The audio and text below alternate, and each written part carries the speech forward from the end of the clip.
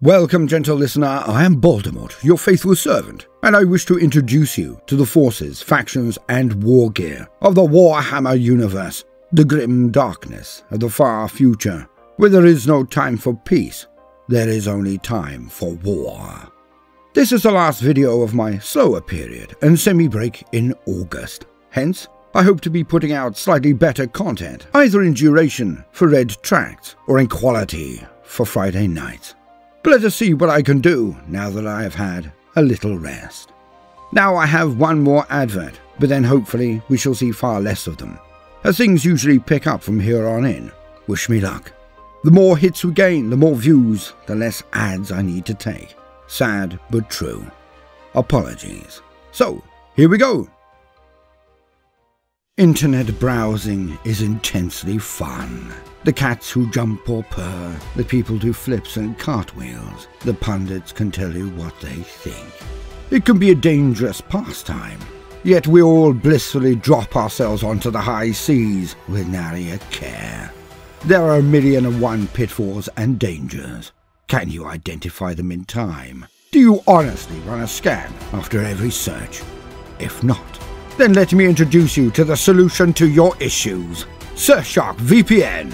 It creates a virtual personal network. You cannot be tracked. You cannot be hacked. You can sail the seas with complete confidence. Plus you can use it on every device you own and gain entire coverage for you and your family.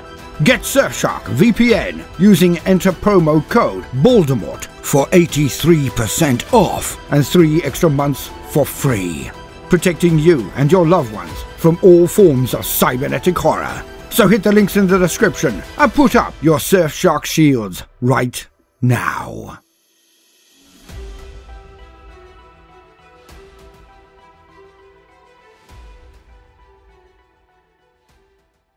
Lovely. Now, I am elated to inform you that the project we have been working on has come to fruition.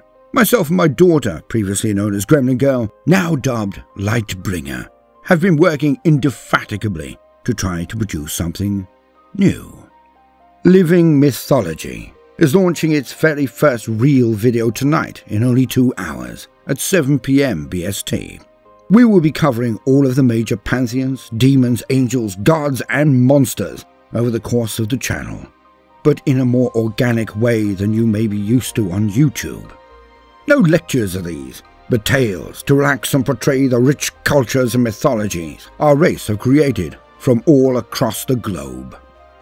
So, of course, we are kicking off with the Greek Pantheon. Why not? I use them so much in all of my write-ups, basically. So, if you like our storytelling style, do hit the links in the description and have a look. Some shorts are out, but they are mere nibbles to whet the appetite. The main event is starting tonight. Finally. I have been looking forward to this for a very long time. I hope you enjoy. Now, sidebar's over. Let's get to the meat and to veg of the matter. Conversion beamers. Now, why are we covering this particular weapon today of all days? It is ancient, a thing of rarity in the Crusade even, let alone in the grim darkness of the far future. A few still exist, but they are amazingly rare. Well, this is because they are returning to the tabletop. From one perspective, they are more relevant as the Horus Heresy box set has triggered massive interest in the period and an influx into that era, myself most definitely included. My Iron Warriors army grow every second I get to make and paint them. But I digress. The other side of the matter is that the newest faction, a resurrection I never thought would occur, as I even did a video on the mythic nature of even intoning their name, lest your army suffers the same fate, to be squatted. Well, now they will be called the Kin, with a Y, not to be confused with the Dark Kin with an I. But the Leagues of Votann have wee warriors that wield these weirding weapons. Try saying that 3 times while 3 sheets to the wind.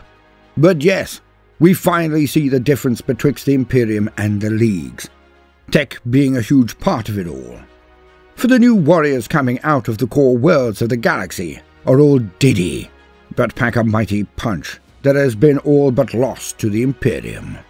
I am, of course, referring to the Brachial Thunderkin, the diminutive centurions of the squat front lines, advancing slowly in their exosuits, probably designed to maximize stability so they can fire these weapons of ancient unspeakable tech.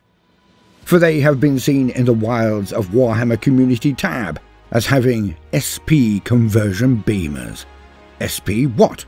I cannot be sure. But I am writing this quite late at night, so that's no real surprise. In any case, these blasts and this lingo we are all going to need to be aware of, so we can all fill our respective undies at the prospect of our warriors and their hardware being utterly destroyed by these incredibly complex and powerful weapons. But let's get down to the nuts and bolts. What is a conversion beamer? And for the write-up, I will initially go to Rogue Trader, the very first book ever released for Warhammer 40k. To quote, Conversion Beam Projector. These are also known as beamers.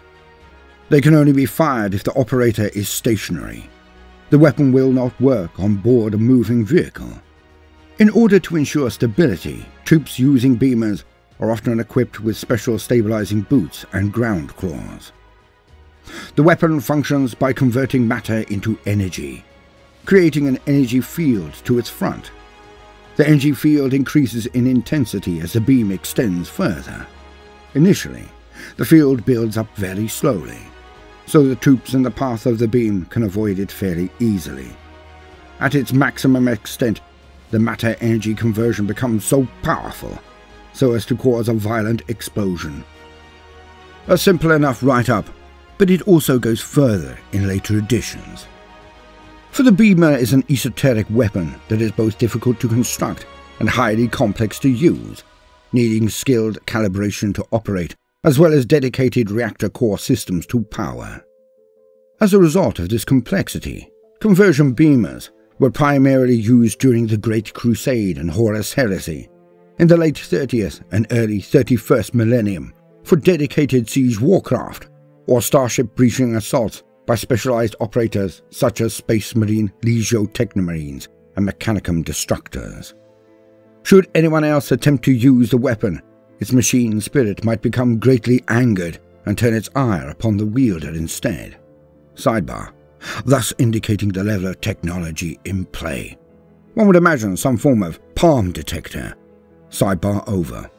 More rarely, large conversion beam weapons were mounted on a vehicle chassis, with advanced control mechanisms and abundance of reactor power, such as the Contemptor Pattern Dreadnought. In the late 41st millennium, conversion beamers are incredibly rare pre-heresy artifacts, and their conservation and deployment is typically the responsibility of a Space Marine chapter's Master of the Forge. But what do they actually do? A conversion beam weapon fires a beam of antimatter which induces a subatomic implosion in its target, with the beam itself gathering power over distance up to a terminal point of beam instability. By using the energy stored in atomic bonds, a conversion beamer can annihilate creatures, vehicles, or nearly anything its beam reaches, provided it is given time to build up to critical mass. When fired, a conversion beamer expels a stream of neutron-bombarded antimatter particles, beginning an atomic chain reaction that converts any matter the antimatter touches into an equivalent mass of energy in a blazing beam that hurtles towards the target.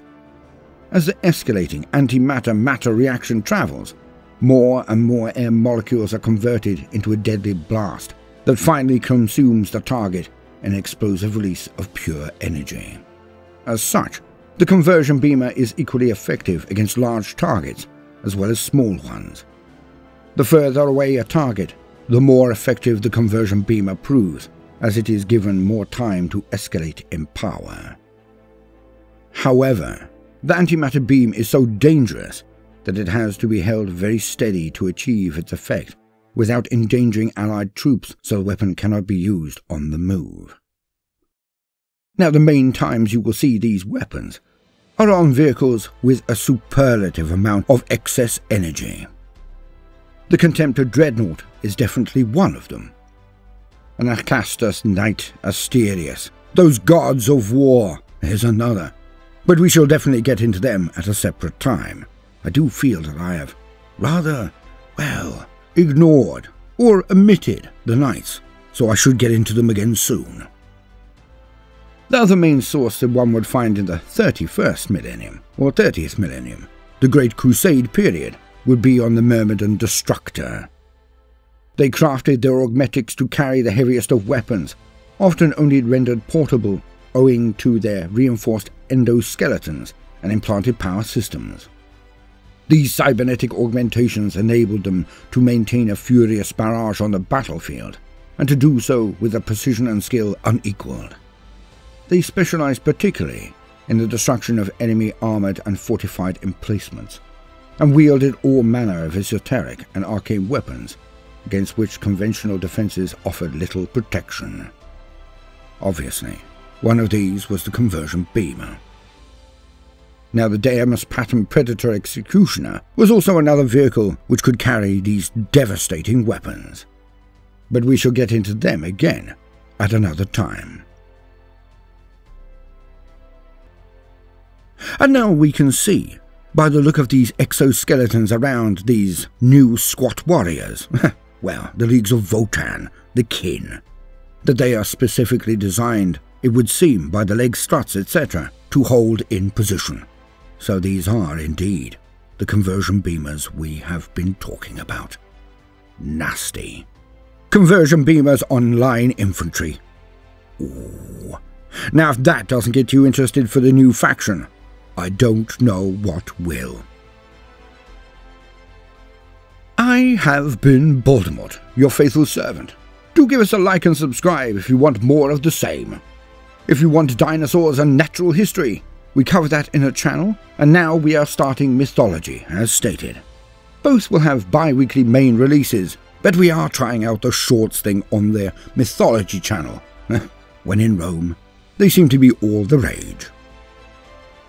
Thank you for your precious time. Now, no matter what you do today, do try to make some time for fun. Toodaloo.